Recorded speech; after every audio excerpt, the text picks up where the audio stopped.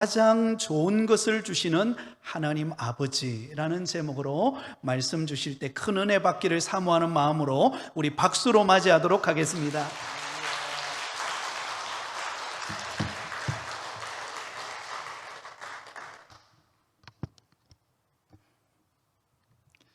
우리 앞뒤좌우로 같이 한번 인사하겠습니다. 성도님이 계셔서 너무 좋습니다. 이렇게 한번 인사할까요? 시작. 성도님이 계셔서 너무 좋습니다. 너무 좋습니다.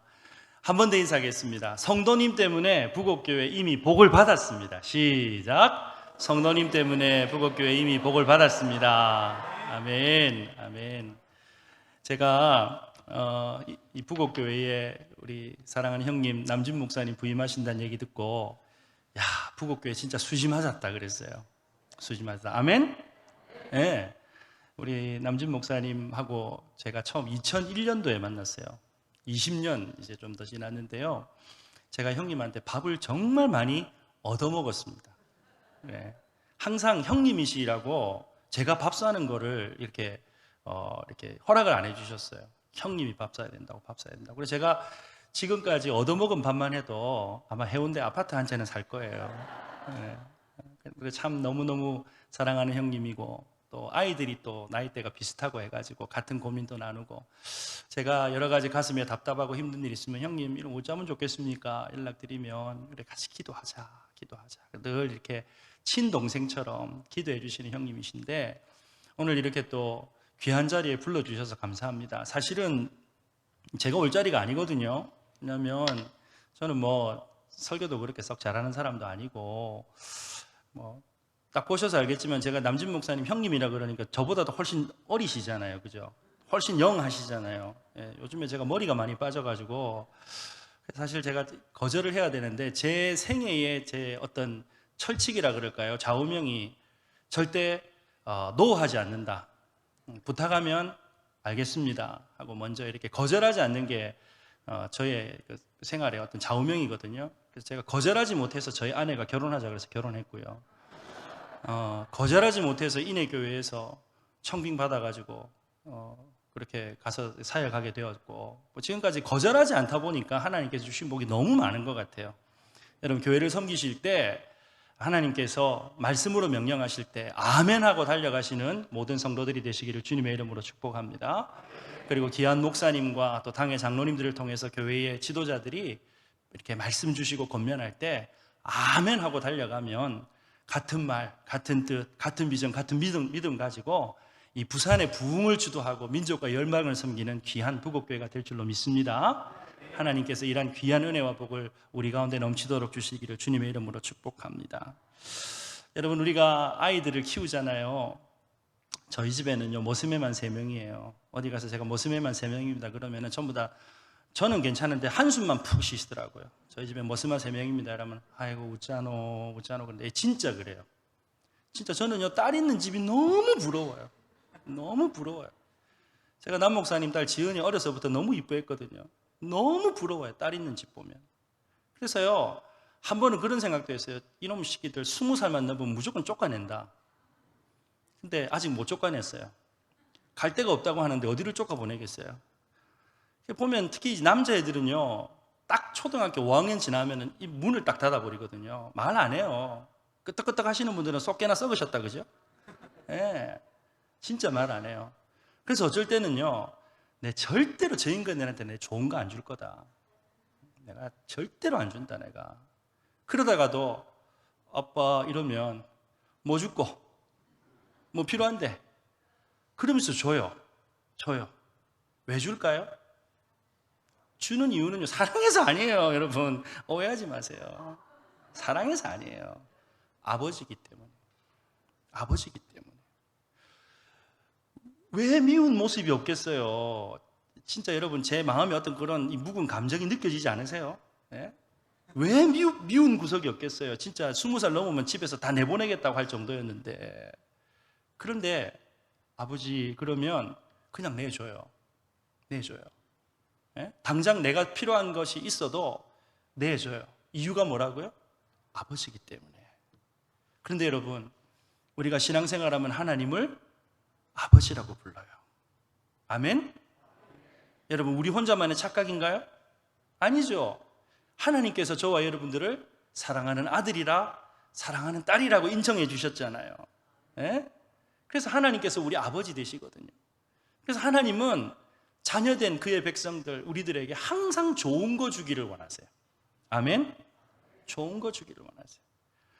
제가 저희 교회 부임해가지고 예배 때마다 성도들하고 외치는 얘기가 있어요. 여러분, 우리 인생에 어떠한 어려움과 환난, 핍박이 있다 할지라도, 고난이 있다 할지라도 두 가지 사실은 잊지 마십시오. 두 가지 사실은 잊지 마십시오. 첫째, 하나님 우리를 사랑하십니다. 끝까지 사랑하십니다. 변함없이 사랑하십니다. 둘째, 하나님 우리에게 주시는 모든 것들은 가장 좋은 것을 주십니다. 아멘? 하나님 우리를 사랑하신다.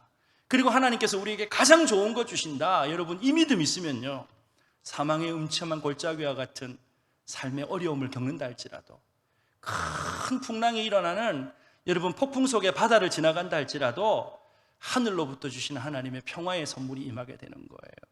그래서 여러분, 하나님 나를 너무 사랑하시지, 하나님 내게 가장 좋은 것 주시지, 그러면요, 날마다 우리 입에서 찬송이 나와요. 평화 평화로다 하늘 위에서 내려오네. 어디서 내려온다고요? 하늘에서. 사랑하는 여러분, 우리 아버지께서 날마다 우리에게 좋은 것 주시는 그 선물, 은혜를 받아 누리는 저와 여러분들이 되시기를 주님의 이름으로 축복합니다. 제 말이 아니고 성경의 약속이에요. 성경의 약속. 마태복음 7장 9절에서 11절까지 말씀을 제가 읽겠습니다. 너희 중에 누가 아들이 떡을 달라고 하는데 돌을 주며 생선을 달라 하는데 뱀을 줄 사람이 있겠느냐? 너희가 악한 자라도 좋은 것으로 자식에게 줄 알거든 하물며 하늘에 계신 너희 아버지께서 구하는 자에게 어떤 것? 좋은 것으로 주시지 않겠느냐? 하나님 우리에게 좋은 것 주신다고 약속하셨어요. 여러분, 오늘 우리가 이 요엘서 말씀을 살펴볼 건데요, 당신의 자녀된 백성된 이스라엘 백성들에게 가장 좋은 것을 주기를 원하시는 하나님 아버지의 이 사랑의 마음이 구구절절 녹아져 있어요. 구구절절 녹아져 있어요. 여러분, 오늘 말씀을 통해서 깨닫게 되어지는 첫 번째 교훈이 무엇입니까? 하나님은 우리에게 가장 좋은 선물을 주신다는 것입니다. 여러분, 이 요엘서는 누가 썼을까요? 요엘이라고 하는 선지자가 썼어요. 그런데 이 요엘이 어떤 사람인가 정확하게 정보가 별로 없어요. 그래서 그 아버지가 부두엘이었다라고 하는 것 외에 정확한 정보는 없지만, 이 요엘서에서 나타나는 표현이나 여러 가지 상황들을 보니까 아마도 구약에 엘리사 선지자가 활동할 때 사역했던 선지자가 아니었겠는가라고 생각을 해요. 여러분, 이 엘리사 선지자가 활동할 때는 어떨 때입니까? 북이스라엘의 아합과 이세벨의 영향 때문에 온 나라가 그저 우상 숭배로 넘어갔던 때예요.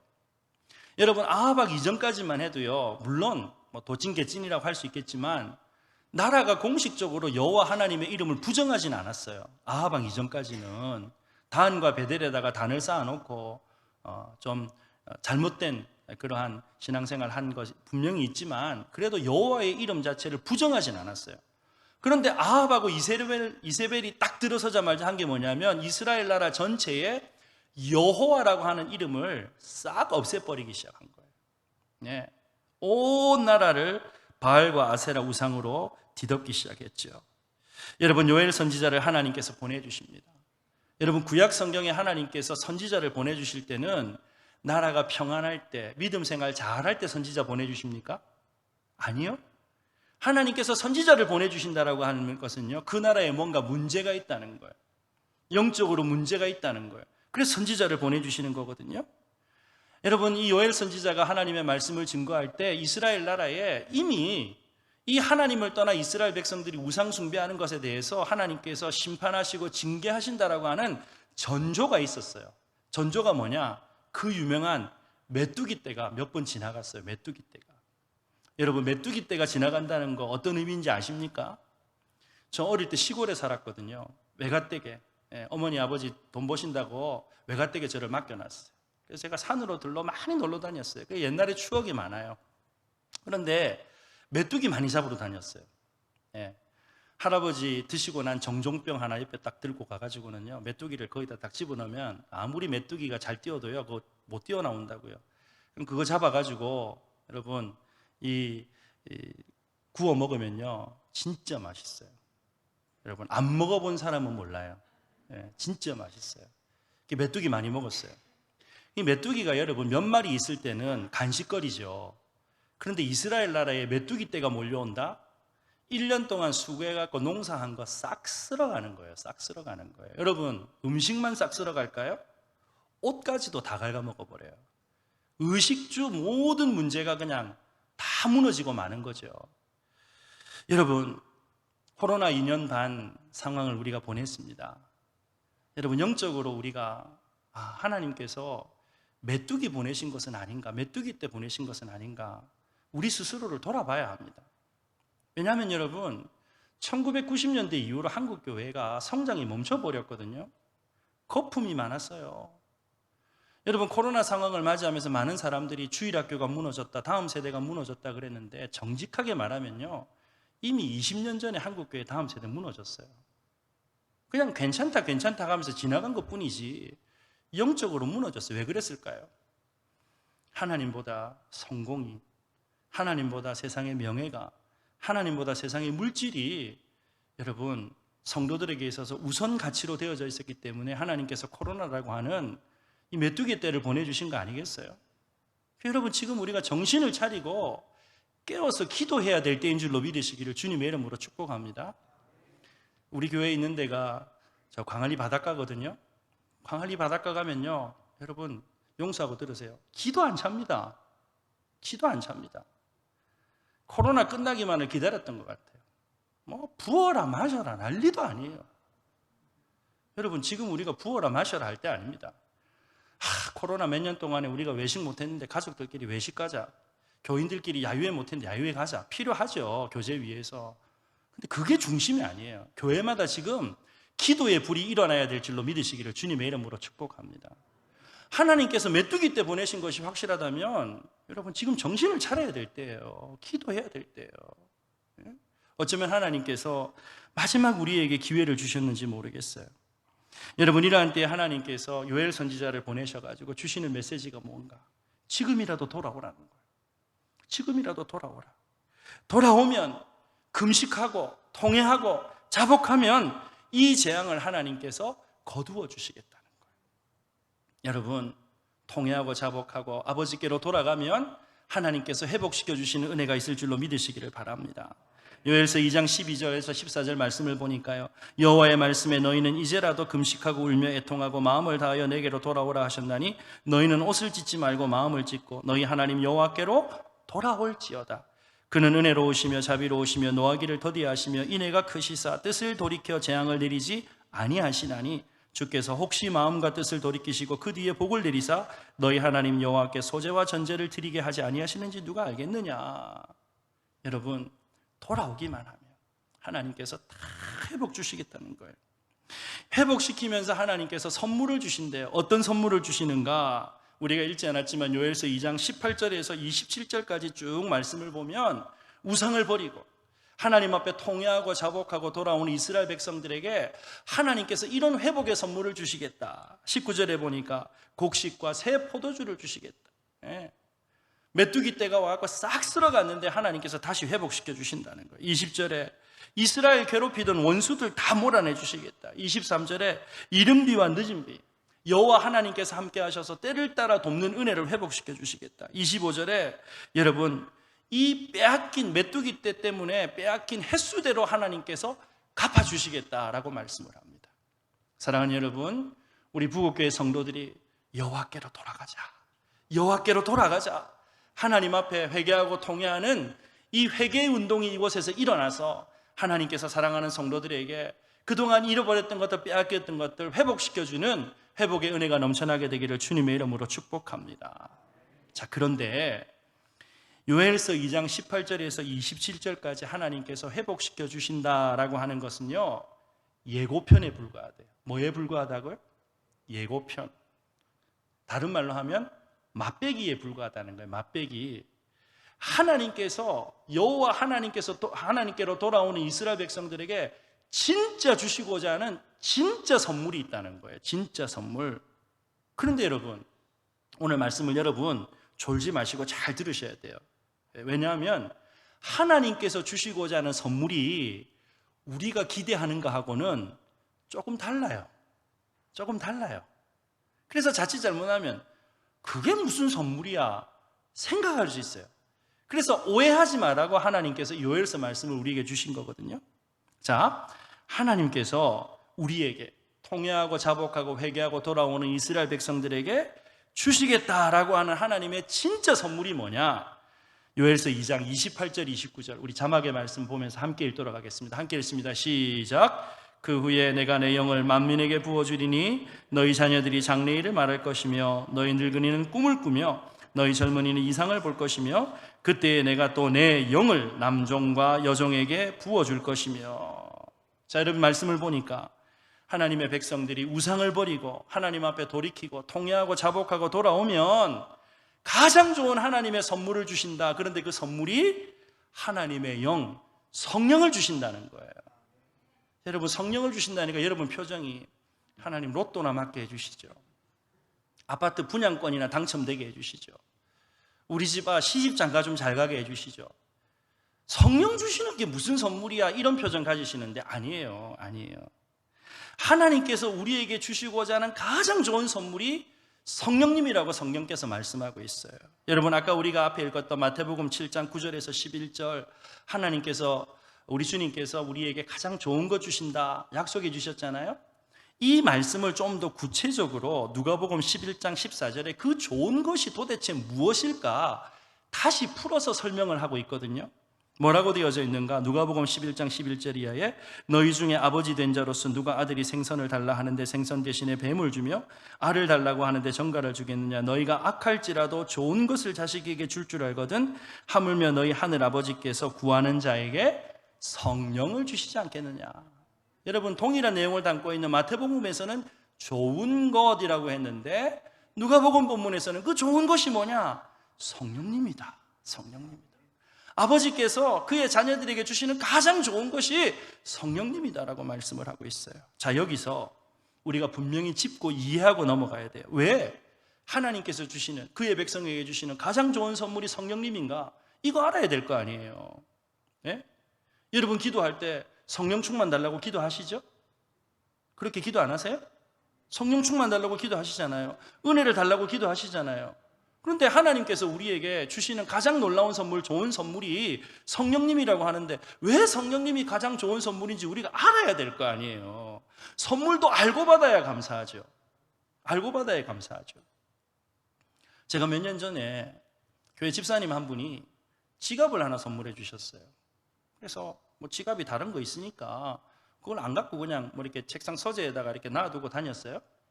친구 한 명이 와가지고는 야, 목사가 저런 거 써도 되나? 그러는 거예요. 뭔데? 그랬더니 지갑 이게 얼마나 비싼 줄 아나? 이거 명품이다, 명품. 예? 얼마짜린데? 이거 전 세계에 몇 개 안 만들어져서 나온 거라서 진짜 비싼 거다. 여러분 아무리 명품을 선물 주면 뭐예요? 못 알아먹는데. 하나님께서 우리에게 가장 좋은 선물을 주시면 뭐예요? 그게 진짜 좋은 선물인지 못 알아먹는데. 여러분 오늘 예배를 통해서 하나님께서 우리에게 주시는 가장 좋은 선물이 왜 성령님인지 깨닫고 그 선물을 받아 누리는 그 선물을 우리의 삶 가운데 아름답게 또 이 능력을 가지고 증거하는 저와 여러분들이 되시기를 주님의 이름으로 축복합니다. 자, 가장 좋은 선물인 이 성령님께서 우리에게 오셔서 하시는 놀라운 일 때문에 그래요. 이 성령님의 사역 때문에 그래요. 성령님이 어떤 사역을 하시는가? 두 번째로 하나님의 성령은 믿음의 눈을 열어서 하나님의 일하심을 보게 한다는 거예요. 하나님의 일하심을 보게 한다. 쉽게 말하면 하나님이 진짜 살아계시는구나. 하나님께서 정말 역사하시는구나. 누가 깨닫게 하신다고요? 성령께서 깨닫게 하신다. 내가 열심히 기도해서 깨달은 게 아니고 내가 수도해서 깨달은 게 아니고 진리의 영이신 성령께서 하나님을 하나님으로 알아보게 한다는 거예요. 여러분 어떤 사람이 거리에서 팔고 있는 호두과자를 샀어요. 이 호두과자를 샀는데 여러분 호두과자에는 뭐가 들어있어야 돼요? 예? 호두과자에는 뭐가 들어있어야 돼요? 호두가 들어있어야 되잖아요. 호두가 안 들어있는 거예요. 팥밖에 없는 거예요. 열받아갖고 주인장한테 아니 여기 호두과자에 호두가 안 들었고 팥만 들었으면 그냥 팥빵이라고 하지 왜 호두과자라고 해요? 했더니 주인이 떡 쳐다보면서 붕어빵에 붕어 들었던가요? 그러더랍니다. 붕어빵에 붕어 들었던가요? 여러분, 붕어빵에 붕어가 안 들어도 붕어빵이라고 해도 돼요. 하지만 하나님의 사람들, 하나님의 백성들에게 성령이 없으면 그 사람 그리스도인 아닙니다. 이건 제 말이 아니에요. 로마서 8장 9절에 만일 너희 속에 하나님의 영이 거하시면 너희가 육신에 있지 아니하고 영에 있나니 누구든지 그리스도의 영이 없으면 그리스도의 사람이 아니니라. 성령께서 우리 안에 안 계시면 그 사람 그리스도의 사람 아니라는 거예요. 왜 그런가? 왜 그런가? 우리 안에 그리스도의 영이 계시지 않으면 아무리 교회를 오래 출입했어도 몇 대째 교회 생활을 해도 그 사람 그리스도의 사람이 아니에요. 하나님의 성령은 신자의 신앙생활의 시작과 과정과 결론까지 모든 과정을 가능하게 하시는 분이십니다. 요한복음 3장 3절에 예수께서 대답하여 이르시되 진실로 진실로 내게 이르노니 사람이 거듭나지 아니하면 하나님의 나라를 볼 수 없느니라. 여러분, 이 요한복음 4장에 유대교의 랍비였던 니고데모가 예수님을 찾아오잖아요. 구원 얻는 길을 진리를 구합니다. 여러분, 유대교를 대표하는 이 니고데모지만 밤중에 예수님을 찾아왔어요. 그의 영혼이 캄캄하다는 거예요. 진리를 깨닫지 못했다는 거예요. 그런데 그 역시 그에게 성령으로 거듭나지 않으면 아무리 유대교 전통의 박씨가다 할지라도 모세의 율법을 달달 외우고 있다 할지라도 하나님 나라 이해하지 못한다. 어둠의 사람에 지나지 않는다. 예수님께서 그렇게 결론을 탁 내려버리시는 거예요. 여러분, 거듭난다라고 하는 것은 여러분 잘 배워서 아시겠지만 위로부터 난다는 거잖아요. 땅에서 태어나는 자연적이고 물리적인 출생이 아니라 물 곧 성령을 통해서 하나님께서 새롭게 태어나게 하시는 거예요. 니고데모와 같이 율법에 정통한 사람이라도 성령으로 거듭나지 아니하면 하나님 나라에 대해서 아무것도 모르는 땅의 사람에 지나지 않는다는 거예요. 여러분, 거듭나면 이 거듭남의 증거가 우리 안에 나타나게 되는데 거듭났다라고 하는 첫 번째 가장 중요한 증거가 뭐냐? 하나님을 아버지라고 부를 수 있어요. 하나님을 어떻게 부른다고요? 아버지라고. 여러분, 우리 중에 예수 믿고 나서 하나님 아버지라고 부르는데 호적 정리하고 나서 하나님 아버지라고 부르신 분 계세요? 아무도 없어요. 그런데 예수 믿고 나면요, 그저 하나님을 향해서 아버지라고 부르는 게 전혀 어색하지 않아요. 어쩔 때는 그저 기도가 막히고 힘들 때 새벽에 이 교회 나와가지고 아버지 한마디만 해도 그저 눈물이 뚝뚝뚝뚝 흘러내리고 은혜의 문이 열리고 기도의 문이 열리잖아요. 그런데 이처럼 하나님을 아버지라고 부를 수 있게 하시는 분이 누구라고요? 성령님이라고요. 갈라디아서 4장 6절에 너희가 아들이므로 하나님이 그 아들의 영을 우리 마음 가운데 보내사 아빠 아버지라 부르게 하셨느니라. 우리로 하여금 하나님을 아빠라고 부를 수 있게 하시는 분이 성령님인 줄로 믿으시기를 바랍니다. 성령께서 그렇게 역사하시는 거예요. 여러분, 그러므로 이 땅에서 정말 참된 신앙생활은 성령의 능력과 역사 없이는 불가능해요. 여러분, 성령님 없이도 교회 생활하는 사람들이 있어요. 종교 생활하는 사람들이 있어요. 그런데 성령의 역사 없이 교회 생활하면 하나님을 아버지라고 부르지를 못하는 거예요. 그러니까 하나님으로부터 주시는 은혜 선물을 누리지도 못하는 거예요. 자기 이름, 자기 공로, 자기 일만 남아가지고는요, 여러분, 교회에서 열심히 하면 할수록 문제 일으키는 사람이 되고 만다니까요. 하나님을 아버지라고 부르는 예수의 영, 이 성령의 역사 가운데 가장 영광스럽고 능력 있는 믿음 생활의 기적을 이루는 저와 여러분들이 되시기를 주님의 이름으로 축복합니다. 자, 그런데 오늘 본문에 이 요엘서 2장 28절 이하에 보니까 성령께서 오셔서 하시는 사역 가운데 또 하나의 중요한 사역이 있어요. 또 하나의 중요한 사역. 28절 29절 말씀을 제가 다시 읽겠습니다. 그 후에 내가 내 영을 만민에게 부어주리니 너희 자녀들이 장래일을 말할 것이며 너희 늙은이는 꿈을 꾸며 너희 젊은이는 이상을 볼 것이며 그때에 내가 또 내 영을 남종과 여종에게 부어주겠다. 여러분, 여기 성령께서 만민에게 부어주시는 역사가 일어나게 되어지면 자녀들이 장래일을 말한다, 어르신들이 꿈을 꾼다, 젊은이가 이상을 본다라고 말씀을 하고 있어요. 여러분, 장래일을 말한다, 꿈을 꾼다, 이상을 본다. 공통점이 뭐죠? 미래를 바라보는 눈이 열린다는 거예요. 하늘을 바라보는 눈이 열린다는 거예요. 모든 좋은 것은 하늘의 하나님께서 주시는 선물이라고 하는 것을 깨닫게 되어진다는 거예요. 사랑하는 여러분, 오늘 저와 여러분의 생명도, 우리 가정에서 모든 필요들도, 하나님의 교회도 위로부터 주시는 하나님의 은혜로 말미암아 이루어지게 되는 줄로 믿으시기를 바랍니다. 하늘의 하나님으로부터 임하는 거예요. 그런데 위를 바라보지 못하면, 하나님을 바라보지 못하면 땅에서 나는구나 생각하다가 땅의 원리 지배받다가 그냥 땅에 가서 죽는 거예요.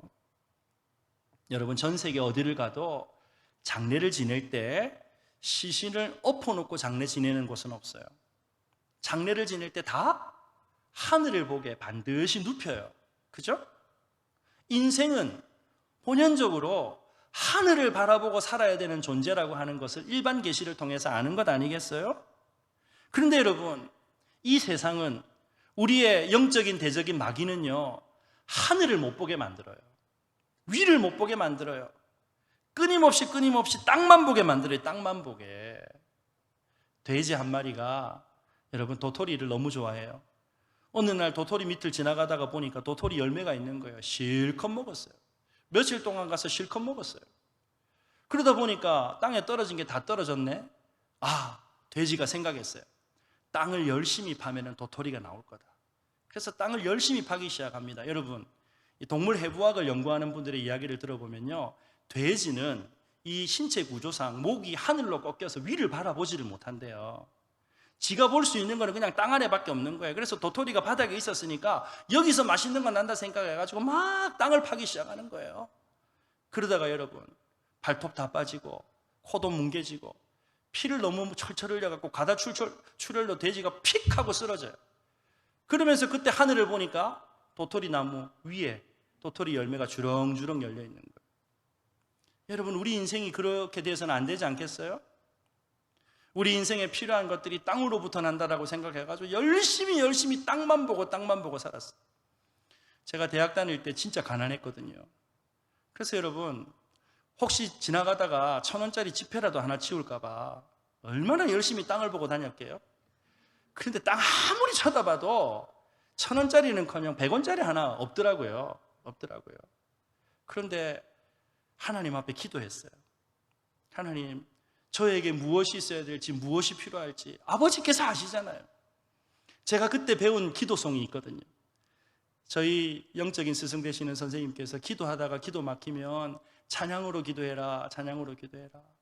그래서 저는 기도실에 내려가든지 강단에 엎드려 기도하든지 기도가 안 되면 찬송가 1장부터 끝장까지 다 그냥 불러버려요. 그러다 보면 막 이렇게 진짜 찬송이 곡조 있는 기도기 때문에 막 은혜가 임할 때 있거든요. 그런데 찬송가를 아무리 불러도 별로 마음에 감동이 없어. 그러면 가사를 빨리 바꿔요. 아시지요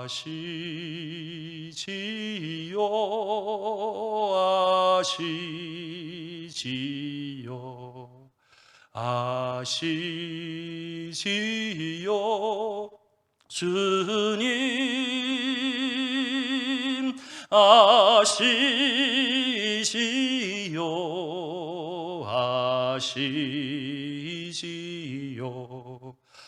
아시지요 주님. 우리 다 같이 한번 해볼까요? 아시지요 주님,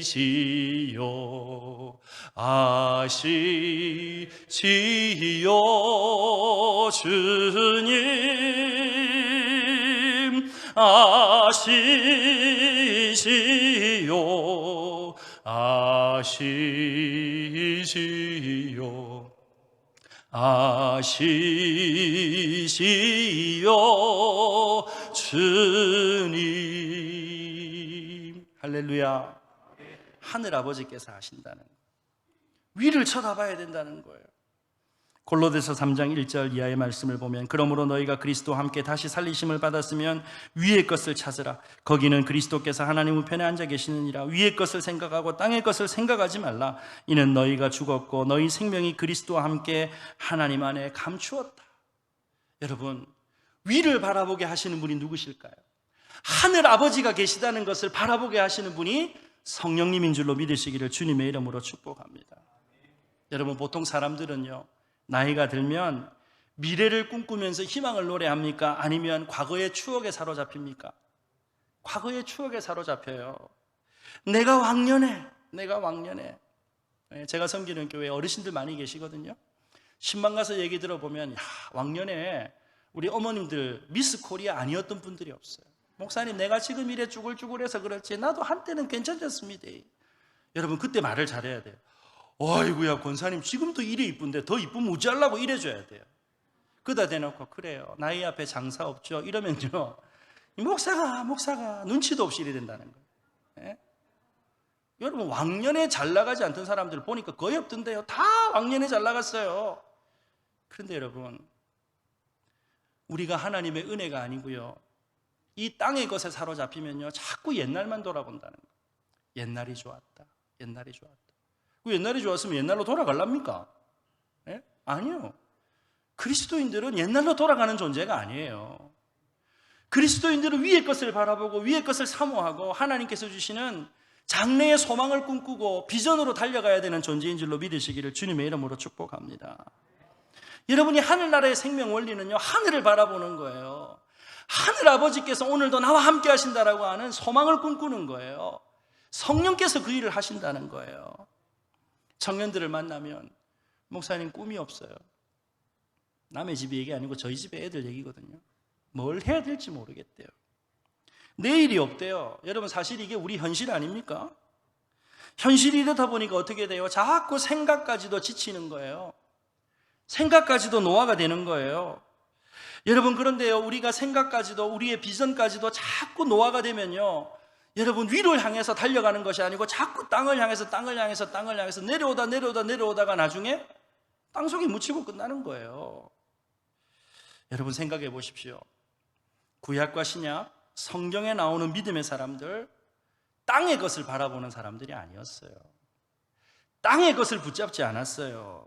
과거라고 하는 시간에 붙잡히지 않았어요. 여러분, 여호수아서에 나오는 갈렙 아시죠? 갈렙의 연세가 80이 넘었어요.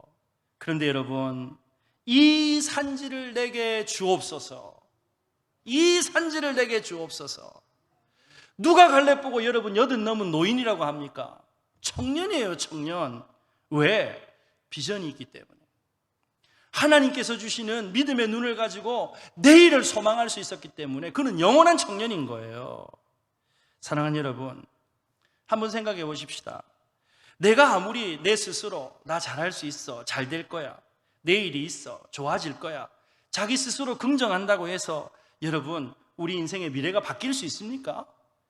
내 스스로 긍정하고 내 스스로 여러분 될 거야 될 걸로 하면 더 절망이에요. 우리 인생에서 하나님을 빼버리고 내일의 꿈을 꾸면요, 1 더하기 1은 뭐? 여러분, 산수를 잘 못하시는군요. 감사합니다. 저도 수학을 잘 못해요. 다시 물어볼게요. 1 더하기 1은 뭐? 귀요미 하시면 요즘 젊은 사람이고요. 1 더하기 1은 2잖아요. 여러분, 하나님의 은혜를 우리 인생에서 싹 빼버리면, 위를 바라보지 못하면요, 그저 1 더하기 1은 2다, 이 수준에서 벗어나지를 못하는 거예요. 그런데 성령께서 임하시면 어떻게 된다고요? 자녀들이 모든 절망과 낭망의 상황에서 장래의 꿈을 말하는 거예요. 장래의 꿈을. 나이 드신 어르신들이 과거의 시간에만 묶여있는 것이 아니라 내일의 꿈을 보고 청년처럼 다시 일어나는 거예요. 여러분, 젊은이들이 달려갈 비전을 바라보게 되는 줄로 믿으시기를 바랍니다. 이러한 소망과 비전과 꿈을 주시는 분이 누구시라고요? 성령님이라고요. 성령님. 성령이 임하시면 모든 부정적인 역기능적인 상황 가운데서도 다시 일어날 수 있도록, 다시 바라볼 수 있도록 믿음의 소망을 주시는 줄로 믿으시기를 주님의 이름으로 축복합니다.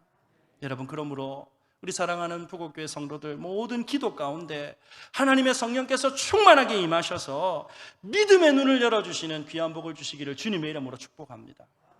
하나님이 함께 하시면 됩니다. 하나님이 역사하시면 됩니다.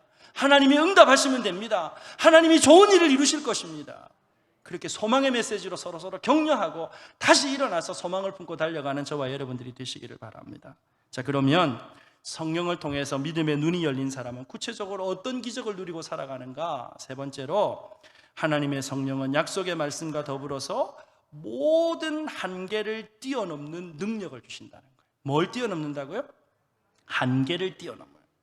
자, 여러분, 이 요엘서 2장의 말씀이요, 아주 유명한 말씀인데 사도행전 2장에 베드로 사도 때문에 더 유명해졌어요. 베드로 사도가 사도행전 2장에 오순절 설교를 하잖아요.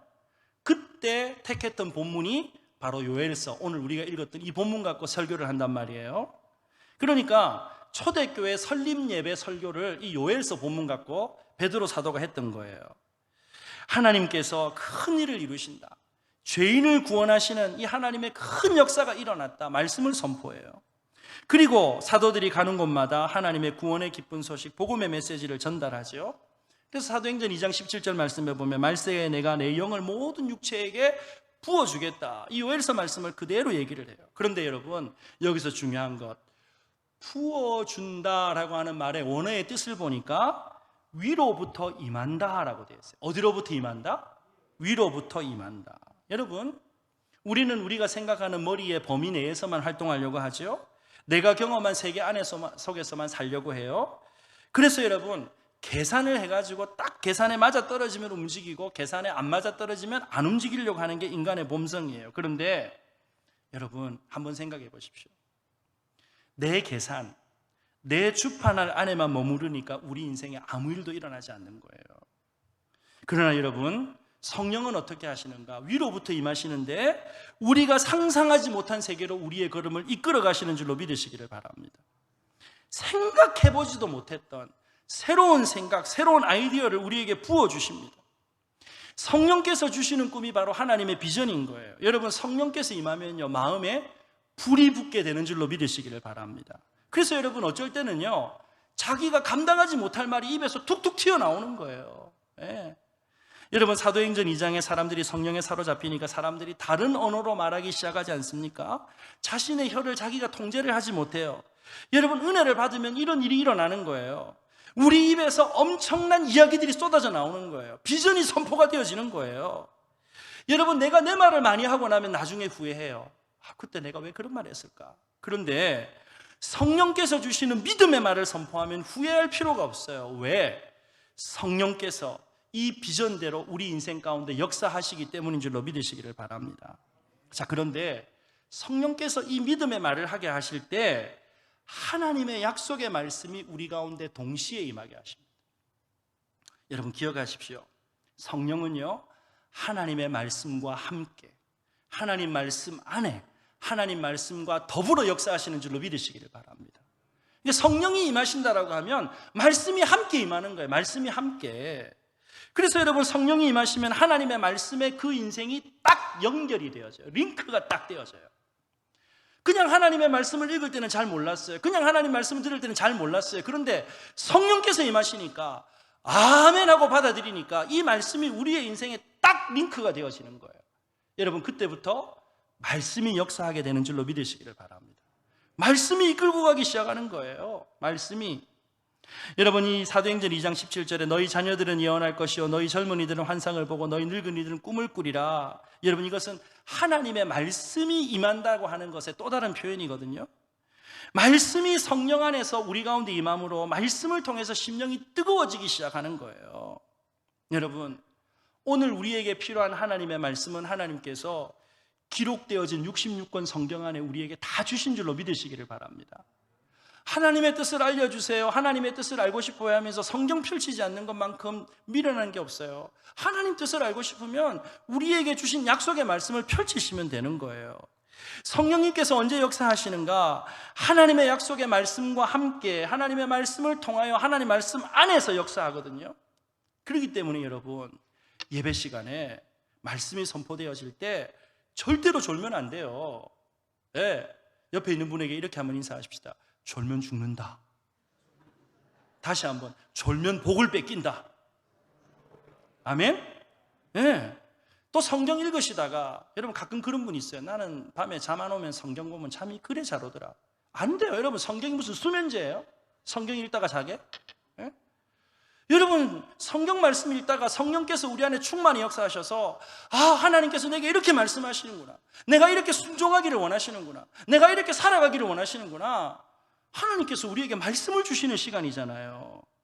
그래서 여러분, 이 말씀을 듣다가 가슴에 불이 임하면요, 말씀이 환상이 되는 거예요. 말씀이 비전이 되는 거예요. 말씀이 역사로 일어나게 되는 거예요. 사랑하는 여러분, 이 꿈과 환상과 계시는요, 하나님의 말씀을 통해서 우리에게 부어주십니다. 2000년 교회사의 역사를 보면 시대마다 사용되어진 하나님의 사람들의 공통된 공통분모가 있는데, 이들은 하나님의 말씀에 불이 붙은 사람들이었어요. 뭐가 붙은 사람이라고요? 말씀에 불이 붙은 사람. 하나님의 말씀에 불이 붙으면요, 말씀이 꿈이 돼요. 말씀이 비전이 돼요. 말씀이 환상이 되는 거예요. 사랑하는 여러분, 그렇게 말씀에 불이 임한 사람은요, 흐지부지하게 살지 않아요. 흐지부지하게 살지 않아요. 여러분, 영국의 큰 부흥을 일으켰던 조지 휘필드라고 하는 목사님이 계십니다. 이 조지 휘필드 목사님이 남긴 유명한 말씀이 있어요. 뭐라고 말을 했는가? 나는 녹슬어 없어지지 않겠다. 닳아서 없어지겠다. 여러분, 이런 거 좀 적어 놓으세요. 나는 녹슬어 없어지지 않겠다. 닳아서 없어지겠다. 여러분, 조지 휘필드 목사님은 말씀의 사람이었어요.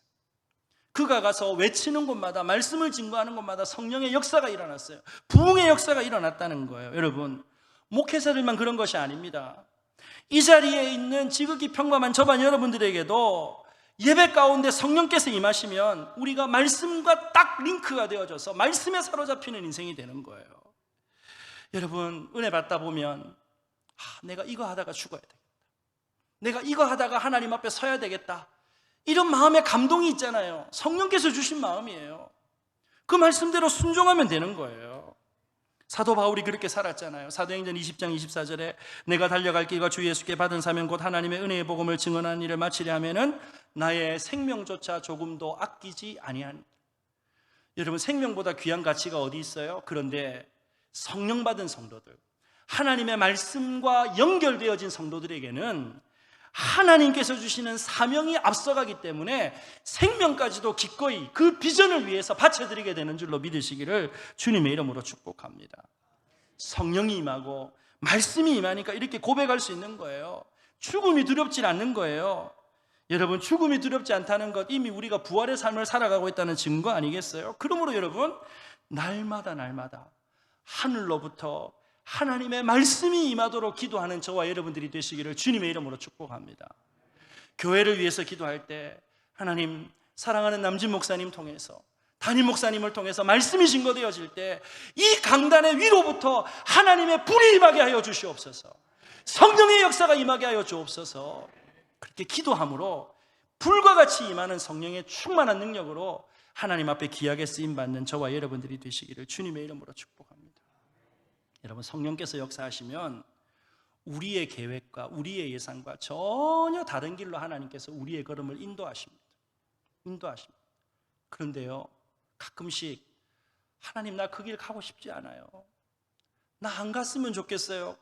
그렇게 하나님께서 우리를 강제로 인도하실 때가 있다니까요. 제가 이전 교회에서 어머니 한 분이 오셔갖고, 목사님, 우리 애 설득 좀 해주세요. 왜요? 이 애가 집에 3대 독자인데 어려서부터 머리가 너무 좋았어요. 그래가지고 서울에 있는 스카이에 의대를 갔단 말이에요. 그래서 공부 잘하고 그렇고 있다고 생각했는데 본과 딱 졸업할 때쯤 돼갖고 집에 내려와서 청천벽력과 같은 선포를 했어요. 어머니, 저 선교사로 가겠습니다. 선교사로 가겠습니다. 아이고, 대학 때 선교단체 들어간다고 할 때 말렸어야 되는데, 목사님, 내가 그때 못 말린 게 두고두고 한입니다. 그래서 내가 쓸데없는 말씀하고 계신다고. 그 아이가 선교단체 안 갔으면은 그 인생이 어떻게 됐는지 어머니가 장담할 수 있습니까? 기쁨으로 보내드리세요. 축복하고 보내주세요. 복 받는 길인데 왜 그걸 막으려고 하냐고. 그랬더니 목사님한테 괜히 왔다, 본전도 못 찾았다, 이러고 돌아가시더라고요. 근데 하나님은 살아계시잖아요. 그 어머니가 기도하는데 마음 가운데 감동을 주셨어요.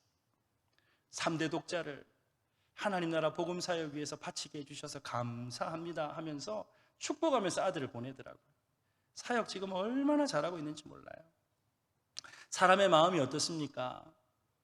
여러분, 옆에 있는 김 집사님, 이 집사님 댁의 자녀들이 신학교 간다, 선교사 된다 그러면 아이고, 내가 기도해 줄게, 내가 후원해 줄게. 그러지만 우리 집 새끼만은 절대로 글로 가면 안 된다. 여러분, 이게 사람의 욕심 아니겠어요? 그런데 성령께서 역사하시면 가야 되는 거예요. 가야 되는 거예요. 그런데 여러분, 하나님의 성령은요, 계산이 빤한 길로 우리의 걸음을 인도하지 않으세요. 왜? 계산이 빤하면 위로부터 주시는 하나님의 은혜 없이도 그냥 일반 계시의 영역에서 내가 할 수 있는 걸 하면 끝나는 거니까. 그런데 여러분, 때때로 하나님께서 성령으로 역사하셔서 우리 마음에 감동 주시면 절대로 내 힘으로는 할 수 없고 내가 갈 수 없는 길인데 가게 만드신다고요. 막 푸시하신다고요. 왜 그렇게 하실까요? 계산이 안 나오기 때문에, 내가 할 수 없는 거기 때문에. 누가 하시겠다는 거예요? 하나님께서 하시겠다는 거예요. 그래서 여러분, 위로부터 주시는 하나님의 성령의 충만함을 받고 말씀의 은혜를 받은 사람은요, 내가 도저히 할 수 없는 한계를 만나면 오히려 더 기뻐해요. 왜? 하나님이 하시겠구나. 성령께서 인도하시겠구나. 하나님 역사하시겠구나. 아멘으로 받는 거예요. 아멘으로 받는 거예요. 여러분, 한번 물어보겠습니다. 쉬운 길 가시겠어요? 성령께서 인도하시는 길 가겠어요? 지금 여러분 표정 보니까 그래도 쉬운 길이 좀 낫지. 아니요. 어려운 길이지만 그 인생을 다 지나고 나서 보니까 내 인생 눈물 나는 고통의 상황도 있었고 어려움도 있었고, 여러분 60년 넘는 이 부곡교회 역사 가운데 얼마나 눈물 날 일들이 많았겠어요. 여러분, 그때마다 이 교회에 와서 바닥에 엎드려서 하나님, 왜 하필 이 길입니까? 왜 하나님께서 길을 열어주시지 않습니까? 꽉 막힌 줄로 알고 기도했는데 지금 돌아보니까 그 길이 최고의 길이었어요. 하나님의 성령께서 억지로 밀어넣으신 길이 우리에게 최고의 길이었어요. 성령께서 그렇게 인도하시는 거예요. 그래서 여러분, 우리로 하여금 내 육체의 자랑을 못하게 하시는 거예요. 내 육체의 자랑을 못하게 하시는 거예요. 내가 할 수 있는 것이 하나님 앞에 아무것도 없다고 항복하게 만드시는 거예요. 여러분, 항복할 때 하나님의 성령의 역사는 일어나게 되는 줄로 믿으시기를 주님의 이름으로 축복합니다. 내가 할 수 있는 영역 속에서 내가 하는 건 그건 내가 하는 거예요. 그런데 아무리 생각해도 내가 못해. 내가 할 수 없어. 그런데 포기하지 않고 하나님 앞에 기도했어요. 성도들이 함께 마음을 모두어서 기도했어요. 두세 사람이 함께 모여서 기도했어요. 하나님, 우리 교회에 이번에 어떤 일을 주기를 원하십니까? 하나님, 우리 가정에 어떤 응답의 역사를 주기를 원하십니까? 기도했어요. 그런데 상상하지도 못했고 바라보지도 못했던 기적의 역사를 하나님께서 우리 부곡교회에, 저와 여러분들의 가정에, 특별히 자녀들의 미래에 앞길을 열어 형통케 하시는 귀한 응답의 역사를 허락해 주실 줄로 믿으시기를 주님의 이름으로 축복합니다. 그래서 여러분, 이와 같이 하나님의 성령으로 충만한 성도들은요, 일부러 쉬운 길을 피해가요. 일부러 어려운 길을 가는 거예요. 이번에 하나님께서 어떻게 역사하실지를 기대하십시다. 하나님께서 어떻게 일하실지를 기대하십시다. 우리가 마음을 모두어서 함께 기도하십시다. 그러면서 일부러 어려운 길로 가는 거예요. 일부러. 여러분, 교회는 절대 세상에 일반 단체처럼 안전한 길, 평안한 길 가는 게 교회가 아닙니다. 2000년 교회의 역사를 보세요. 2000년 교회의 역사는요, 피눈물 나는 순교의 역사였어요. 고난의 역사였어요. 하지만 여러분, 그 고난의 역사 때마다 인간의 한계가 여실히 드러났을 때 위로부터 주시는 하나님의 성령의 역사로 말미암아서 하나님의 기적이 기도하는 성도들, 기도하는 교회를 통해서 일어나게 된 줄로 믿으시기를 주님의 이름으로 축복합니다. 여러분, 코로나 상황을 맞이하면서 많은 미래학자들이 이제 한국교회 끝났다, 부흥의 시대는 끝났다, 다음 세대 이제 끝났다. 여러분, 왜 그렇게 속단합니까? 왜 쉽게 그렇게 끝났다라고 결론을 내립니까? 하나님이 아직 아니다라고 하시면요, 우리도 아직 아니다라고 말하면 안 되는 거예요. 하나님의 성령의 역사가 여러분 떠나버린 거 아니잖아요. 기도하고 간구하고 우리가 하나님보다 더 사랑했던 우상 앞에 고개 숙였던 것들 통회하고 자복하고 돌아오기만 하면 위로부터 주시는 성령을 주시겠다고 약속하셨는데, 왜 이 약속이 있는데 기도하지 않겠어요? 왜 간구하지 않겠어요? 왜 부르짖지 않겠어요? 사랑하는 여러분, 날마다 기도의 자리를 지키는 귀한 믿음의 성도들이 되시기를 주님의 이름으로 축복합니다. 그래서 고난의 길이지만, 어려움의 길이지만, 쉽지 않은 형편이지만 주님의 약속의 말씀이 내게 임했습니다. 성령께서 우리의 걸음을 인도하셨습니다. 그래서 하나님께서 이렇게 이루셨습니다. 놀라운 간증들이 우리 부곡교회 위에, 그리고 여러분들의 가정 위에 날마다 응답의 역사로 나타나게 되기를 주님의 이름으로 축복합니다. 필립 브룩스 목사님의 말씀을 드리고 여러분 말씀을 마무리하겠어요. 이 필립 브룩스 목사님이라고 하는 분이 유명한 강해 설교자거든요. 이분이 어떤 말을 남겼는가? 능력에 맞는 일을 구하지 말고 일에 맞는 능력을 구하라. 능력에 맞는 일을 구하지 말고 일에 맞는 능력을 구하라. 여러분, 모든 능력, 모든 좋은 것은 하늘의 아버지께서 그의 자녀된 저와 여러분들에게 선물로 주시는 것인 줄로 믿으시기를 바랍니다.